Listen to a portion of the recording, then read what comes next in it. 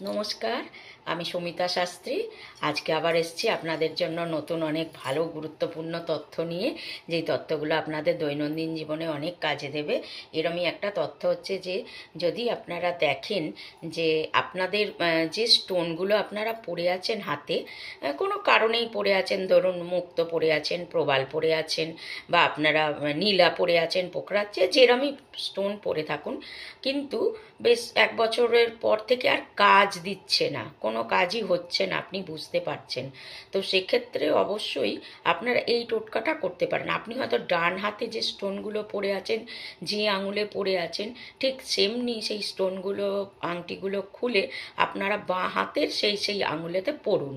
পরে এবার আপনারা 1 মাস দেখুন, দেখুন আস্তে আস্তে করে অল্প অল্প করে কিন্তু কাজ দেবে। ঠিক আছে, এইটা একটা টিপস আপনারা করে দেখতে পারেন। আর আপনাদের স্টোনগুলো দেখবেন তাহলে অনেক কাজেও দেবে, আর আপনারা মানে এর থেকে একটা লাভ পাবেন। তো আপনারা এই স্টোনগুলোকে এইভাবে, এই নিয়মে একটু চেঞ্জ করে করে পড়ুন।